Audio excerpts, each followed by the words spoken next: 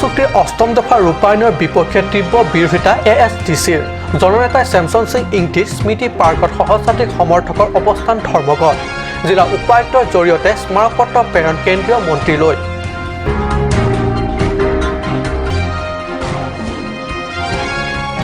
কাৰ্বি স্বায়ত্তশাসিত পৰিষদৰ নতুন সচিবালয় DRDAৰ অধীনৰ বিভাগবোৰৰ পৰ্যালোচনা সভা উন্নয়ন খণ্ডৰ বিভিন্ন আঁচনিসমূহৰ ৰূপায়ণৰ ক্ষেত্ৰত মুখ্য কাৰ্যবাহী সদস্য তুলিয়াম ৰংহাঙৰ অসন্তুষ্টি প্ৰকাশ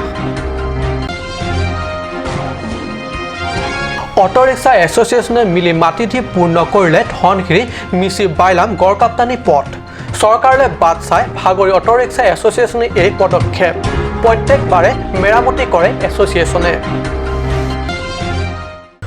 নমস্কাৰ অসমীয়া প্ৰাইম টাইম বাতৰিত মই পৰকজ্যোতি শৰ্মাই স্বাগতম জনাইছোঁ এতিয়া আগবাঢ়িছোঁ প্ৰথমটো বাতৰিলৈ বড়ো চুক্তিৰ অষ্টম দফা ৰূপায়ণৰ বাবে কেন্দ্ৰৰ প্ৰস্তাৱৰ সন্দৰ্ভত তীব্ৰ বিৰোধিতা ASDC KSA আৰু KNCAৰ তিনি পাৰ্বত্য জিলা কাৰ্বি আংলং পশ্চিম কাৰ্বি আংলং আৰু ডিমা হাছাওত বসবাস কৰা বড়োসকলক পাৰ্বত্য জনজাতিৰ তালিকাত অন্তৰ্ভুক্ত নকৰাৰ দাবী তুলিছে যৌথ সংগঠনটিয়ে ধৰ্ণা কাৰ্যসূচীৰ অন্তত ডিফু ৰাজপথেদি সমদল কৰি আহি দলটিয়ে জিলা উপায়ুক্তৰ জৰিয়তে ভাৰত চৰকাৰৰ জনজাতি পৰিক্ৰমা দপ্তৰৰ মন্ত্ৰী জুৱেল উৰমালৈ প্ৰেৰণ কৰে এক স্মাৰক পত্ৰ বড়ো চুক্তি স্বাক্ষৰিত হোৱাৰ পিছতেই অষ্টম দফাত এই বিষয়টো উল্লেখ থকা বাবে তীব্ৰ বিৰোধিতা কৰিছিল কাৰ্বি আংলঙৰ ASDC KSA আৰু KNCAৰ উপৰিও কেইবাটাও সামাজিক সংগঠনে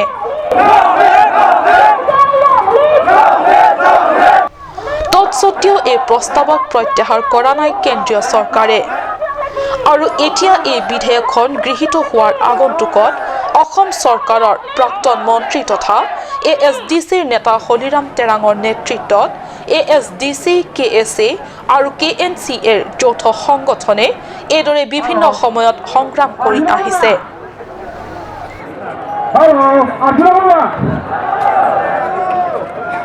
সোমবাৰে সহস্ৰাধিক সমৰ্থকৰ অংশগ্ৰহণেৰে বিভিন্ন শ্লোগান দি বতাহ উমাল কৰি অৱস্থান ধৰ্মঘট কাৰ্যসূচী ৰূপায়ণ কৰিলে জননেতা চেমছন সিং স্মৃতি পাৰ্কত অৱস্থান ধৰ্মঘটৰ পিছতেই এই সমস্ত বিষয়টো উল্লেখ কৰি এক স্মাৰক পত্ৰ জনজাতি পৰিক্ৰমা দপ্তৰৰ মন্ত্ৰী জুৱেল উৰামলৈ জিলা উপায়ুক্তৰ জৰিয়তে প্ৰেৰণ কৰে এক স্মাৰক পত্ৰ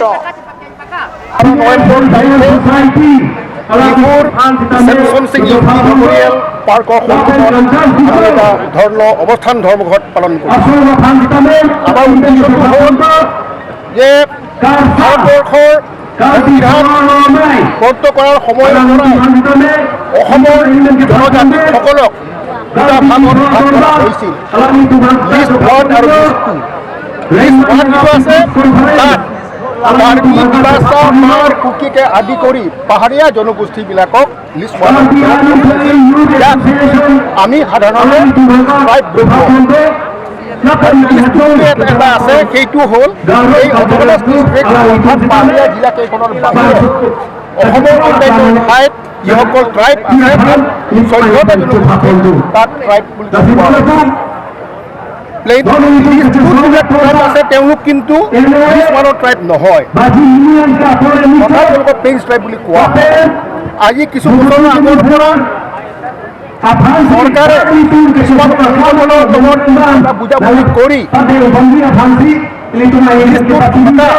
অৰ্থাৎ ভয়ংকৰ জনজাতি বড়োসকলক লিষ্ট 1ত চলাইছে অৰ্থাৎ তেওঁলোকক ট্ৰাইবেল বুলি কৰাৰ এই কথাটো যোৱা 2016 চনতেই কেন্দ্ৰীয় চৰকাৰে এইটো তেওঁলোকে চলাইছিলে আমি এই পাৰ্লিমেণ্টৰ বিল আনি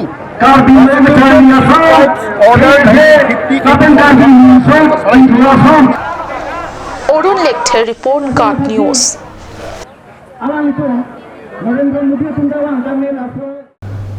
DRDAৰ অধীনত থকা উন্নয়ন খণ্ডৰ কাৰ্যালয়সমূহৰ অধীনত চলি থকা PMGYG, MGNৰেগা, শ্বহীদ কুশল কোঁৱৰ সাৰ্বজনীন বৃদ্ধ পেঞ্চন আঁচনি, national social assistant, national rural mission আদি বিভিন্ন আঁচনি ৰূপায়ণ তথা কাৰ্যৰ অগ্ৰগতিৰ বিষয়ে পৰ্যালোচনা সভাত মুখ্য কাৰ্যবাহী সদস্য তুলিৰাম ৰংহাঙৰ অধ্যক্ষতাত অনুষ্ঠিত হয় সোমবাৰে কাৰ্বি স্বায়ত্তশাসিত পৰিষদৰ নতুন সচিবালয় আলোচনাৰ কক্ষত।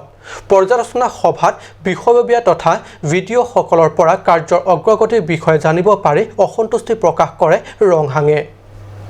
কাৰ্বি আংলং জিলাৰ 11টা উন্নয়ন খণ্ডৰ অধীনত চলি আছে দুখীয়া হিতাধিকাৰীৰ বাবে বিভিন্ন উন্নয়নমূলক আঁচনি।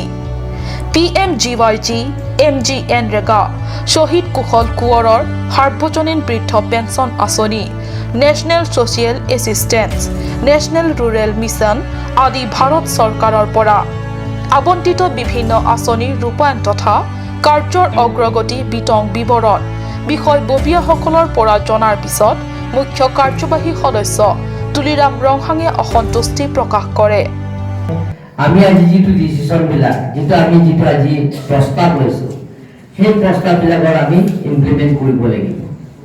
আজি ডিচিশন বিলাক সেই ডিচিশন বিলাকৰ এজ পাৰ ৰেজুলেশ্যন এজ পাৰ মাইনৰ্ছ যে আমি এটা তাৰ কাৰণে মই আপোনালোকক সেইটো কৰি যি নহওক পৰ্যালোচনা সভা প্ৰত্যেক পৰিষদীয় অধীনত হোৱাটো ইচ্ছা প্ৰকাশ কৰে সভাই আৰু সেইমতে প্ৰথমটো পৰ্যালোচনা সভা পশ্চিম কাৰ্বি আংলঙৰ ৰংখাঙৰ ডংকা মোকামৰ গেষ্ট হাউচত হোৱাৰ সিদ্ধান্ত হয়। উল্লেখ্য এই পৰ্যালোচনা সভাত 11টা উন্নয়ন খণ্ডৰ বিষয়ববীয়াসকলৰ লগতে বিভাগীয় কনিষ্ঠ অভিযন্তা, VDC অধ্যক্ষ, গ্ৰাম সেৱক, গ্ৰাম সেৱিকাসকল উপস্থিত থাকে। মংগল ইংঘিৰ ৰিপৰ্ট, কাট নিউজ।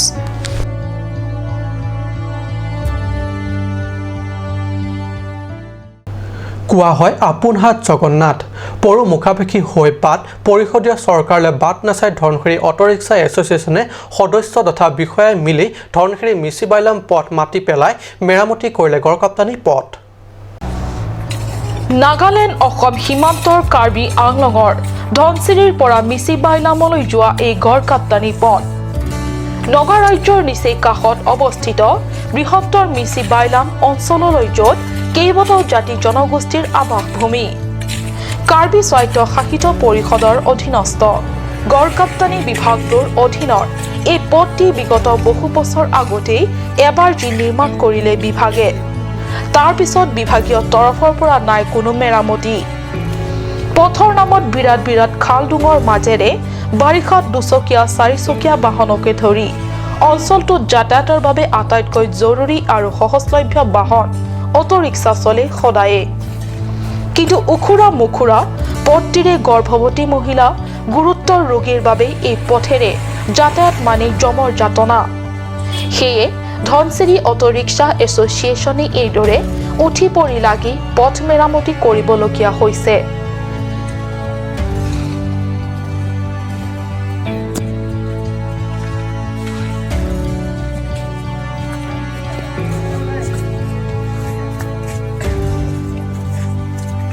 প্ৰত্যেকবাৰেই তেওঁলোকে পথটি এইদৰে মাটি পেলাই পথৰ মাজত খালডুং ফুৰায়।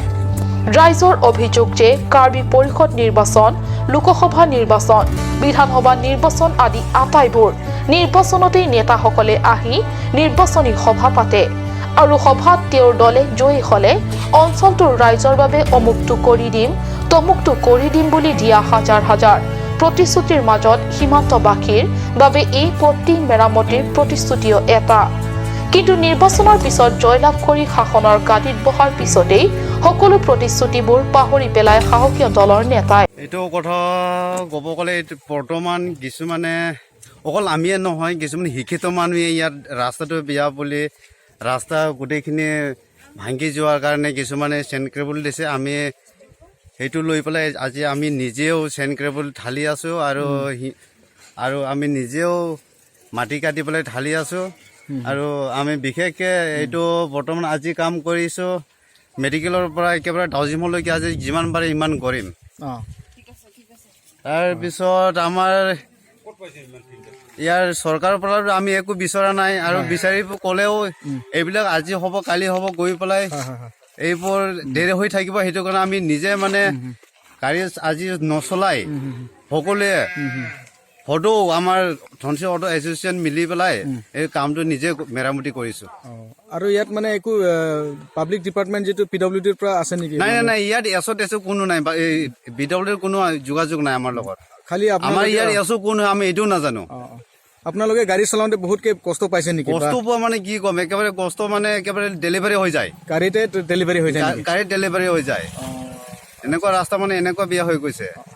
আমাৰ EM ছাৰো আছে, EM ছাৰটো আমি বিচাৰিব যোৱা নাই, হয়, হয়। হেল্পো বিচাৰিব যোৱা নাই, যাতে সি পাৰিলে আমাক দিব পাৰে। পিছত আকৌ আৰু আছে ৰাস্তা বেয়া, এই ডিমাপুৰ ৰোডটো আছে বেয়া ৰাস্তা। আজি আমি মেডিকেলৰ পৰা একেবাৰে খেৰবাৰী ৰাস্তা খেৰবাৰী গাঁৱলৈকে আমি আজি বনাম, যিমানলৈকে পাৰে সিমানলৈকে।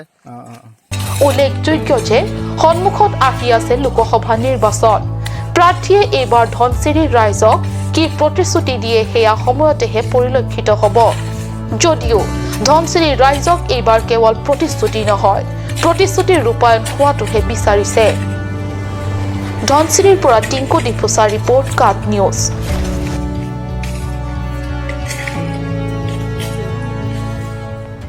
সময় হৈছে এটি চমু বাণিজ্যিক বিৰতিৰ।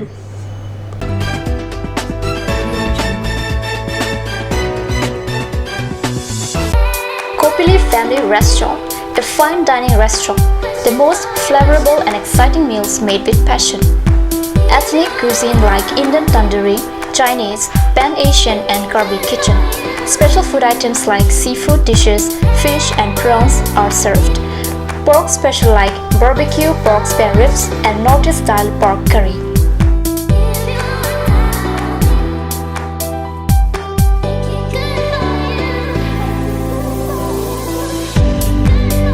Also, the restaurant does catering order for parties, events, wedding, etc.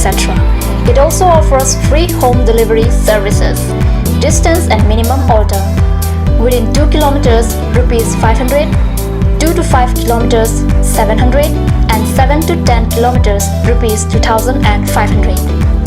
For queries and services, contact at 6901312934 or 6901312930. Kopili Family Restaurant, 4th floor, HRSA Complex, Dharamnala Road, Difu, near Bazar, India.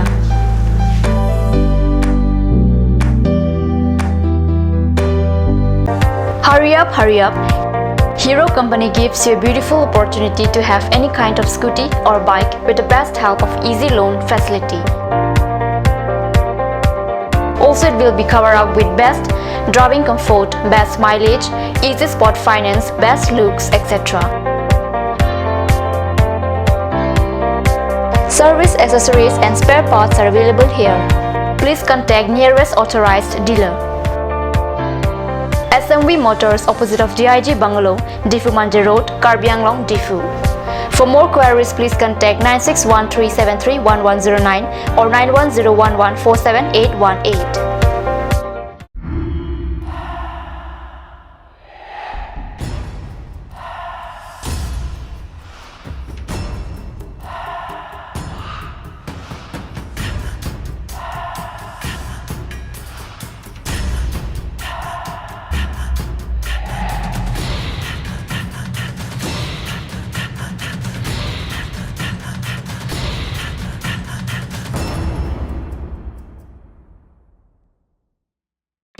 আজিকালি যিকোনো party মানে কাঞ্চ juice. বাইদি বেটো কমলাটো খাইছিলি না আনাৰসৰটো? পাহাৰীয়া কমলা আৰু আনাৰসৰ পৰা তৈয়াৰ কৰা কাঞ্চ জুচ সম্পূৰ্ণ বিশুদ্ধ। কাঞ্চ জুচ খাওক, জীৱনৰ মজা লওক। কাঞ্চ জুচ।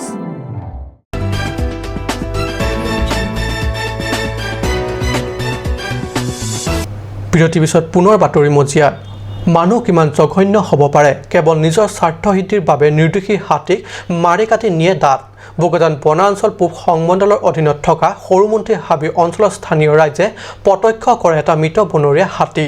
কোনো নিৰ্দয় লোকৰ গুলীত গুলীবিদ্ধ হাতীটোক বনকৰ্মী উপস্থিত হোৱাৰ আগে আগে নিষ্ঠুৰভাৱে কাটি নিছে দুটা দাঁত। বোকাজানৰ সৰুমন্ত্ৰীত এয়া মৃত অৱস্থাত পৰি আছে এটা বনৰীয়া হাতী। হাতীটোক মাৰিয়ে শান্তি পোৱা নাই দুৰ্বৃত্তৰ লোকে। দুটা দাঁত কাটি লৈ গৈছে। আপোনালোকে প্ৰত্যক্ষ কৰিব পাৰিছে যে কেনেকৈ হাতীটোৰ দাঁত কাটি নিয়া অংশ তেজেৰে লুতুৰি পুতুৰি হৈছে। কেৱল নিজৰ স্বাৰ্থ পূৰণৰ বাবে মানুহ নামি ইমান হিংস্ৰ আৰু নাৰকীয় হ'ব পাৰে দৃশ্যটো প্ৰত্যক্ষ নকৰিলে হয়তো বহুতে অনুমান কৰিব নোৱাৰিলেহেঁতেন। নিশাৰ ভাগত মৃত হোৱা হাতীটোৰ মৃতদেহ এইদৰে স্থানীয় লোকৰ দ্বাৰা প্ৰত্যক্ষ হোৱাৰ পিছতেই বন বিভাগে খবৰ লাভ কৰে। খবৰ পোৱাৰ লগে লগে বনকৰ্মী ঘটনাস্থলীত উপস্থিত হয় আৰু এই কৰুণ দৃশ্য প্ৰত্যক্ষ কৰে। বনকৰ্মীয়ে মৃত হাতীটোক পোষ্টমৰ্টমৰ বাবে ব্যৱস্থা কৰিছে।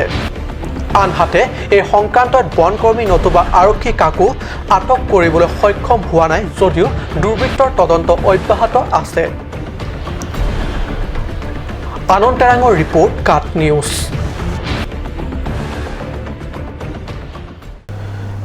কাৰ্বি আংলং জিলা বৰজান পৰিষদীয় সমষ্টিৰ অন্তৰ্গত ডিলাই ৰংমাৰ্জং গাঁওবাসীৰ অভিযোগ ভিলেজ কাউন্সিল অথবা গাঁও পৰিষদৰ বাবে পৰিষদে প্ৰস্তুত কৰা মডেল ডাইভটৰ ওপৰত এই অভিযোগ। ডিলাই গাঁওবাসীৰ মতে এই ডাইভট সম্পূৰ্ণ কাৰ্বি পৰম্পৰাগত তথা ৰীতি নীতিৰ বিৰোধিতা হয়। ডিলাই গাঁওবাসীৰ গুৰুত্বৰ অভিযোগ যে পৰিষদৰ পৰা আগন্তুক দিনত প্ৰৱৰ্তন কৰিব বিচৰা ভিলেজ কাউন্সিল অৰ্থাৎ গাঁও পৰিষদৰ খচৰা তৈয়াৰ কৰাৰ ক্ষেত্ৰত কাৰ্বিসকলৰ সামাজিক পৰম্পৰাগত ৰীতি নীতিক সম্পূৰ্ণ অৱমাননা কৰা হৈছে। যোৱা দেওবাৰে ডিলাই ৰংমাৰ্জং গাঁৱত অনুষ্ঠিত গাঁওবাসীৰ এক গুৰুত্বপূৰ্ণ সভাত ভিলেজ কাউন্সিলৰ সন্দৰ্ভত আলোচনা বিলোচনা কৰোঁতে এইদৰে সিদ্ধান্তলৈ আহে যে কাৰ্বিসকলৰ পৰম্পৰাগত ৰীতি নীতি অৱমাননা কৰা ড্ৰাফট নচলিব আৰু এই ড্ৰাফৰ বিলখন সোনকালে নাকচ নকৰিলে অনাগত দিনবোৰত এই বিল গৃহীত কৰাৰ ক্ষেত্ৰত শাসকীয় বিজেপি দলটোৰ বাদে কোনো ৰাজনৈতিক দলে সমৰ্থন জনাব নোৱাৰে বুলি গাঁওবাসীয়ে স্পষ্ট কৰে সাংবাদিকৰ আগত। বিশেষ প্ৰতিবেদক কাট নিউজ। সৰুপথাৰ পৰিষদৰ সমষ্টিৰ অন্তৰ্গত বালিপথাৰ উচ্চতৰ মাধ্যমিক বিদ্যালয় খেলপথাৰ দেওবাৰৰ পৰা অনুষ্ঠিত হৈ আছে প্ৰথমটো MSC cup football tournament. Nihang Donchuri ক্ৰীড়া সন্থাৰ উদ্যোগত অনুষ্ঠিত MSC কাপ ফুটবল টুৰ্ণামেণ্টৰ আজি দ্বিতীয় দিনৰ খেল অনুষ্ঠিত হয় পাকলংকাম পলিং ষ্টেচন আৰু ৱাফং পলিং ষ্টেচনৰ মাজত। পাকলংকাম পলিং ষ্টেচনে 5-3 গ'লৰ ব্যৱধানত হৰুৱাই ৱাফং পলিং ষ্টেচনক। কাৰ্বি আংলং জিলাৰ 26টা পৰিষদীয় সমষ্টিত এইবাৰ বিভিন্ন সময়ত অনুষ্ঠিত কৰি আহিছে প্ৰথমটো MSC কাপ ফুটবল টুৰ্ণামেণ্ট। এইদৰে সৰুপথাৰ পৰিষদ সমষ্টিটো যোৱাকালিৰ পৰা অনুষ্ঠিত হৈ আছে প্ৰথমটো Sarupathar MSC cup football tournament. আজি দ্বিতীয় দিনৰ খেলত পাকলংকাম পলিং ষ্টেচন আৰু ৱাফং পলিং ষ্টেচনৰ মাজত। খেলৰ প্ৰথমাৰ্ধৰ পৰা শেষলৈকে উভয় দলে উভয়ক 2-2 গ'ল দি ড্ৰ' হয়। অৱশেষত দুয়ো দলকে পেনাল্টিক খেলিবলৈ দিয়া হয়। পেনাল্টিক খেলত পাকলংকাম পলিং ষ্টেচনে 5 আৰু ৱাফং ষ্টেচনে 3 গ'ল দিয়ে অৰ্থাৎ 5-3 গ'লৰ ব্যৱধানত পাকলংকাম পলিং ষ্টেচনে ৱাফং পলিং ষ্টেচনক হৰুৱাই বিজয় হয়। আনহাতে আজি অনুষ্ঠিত দ্বিতীয় দিনৰ খেলত লাংমিলি মৌজাদাৰ মুকুট তেৰাঙে মুখ্য অতিথি VDC অধ্যক্ষ ৰিচৰ্ড সিংনাৰ আৰু প্ৰাক্তন VDC অধ্যক্ষ উত্তম টিছো বিশিষ্ট সমাজসেৱী ডেভিড ইংটি প্ৰমুখ্য বিশিষ্ট ব্যক্তিসকলৰ লগতে স্থানীয় সহস্ৰাধিক ৰাইজ উপস্থিত থাকি ফুটবল খেল উপভোগ কৰে। বোকাজানৰ পৰা আনন্দ তেৰাঙৰ ৰিপৰ্ট কাট নিউজ। আজি অসমীয়া প্ৰাইম টাইম বাতৰি ইমানতে সামৰিছোঁ। ধন্যবাদ।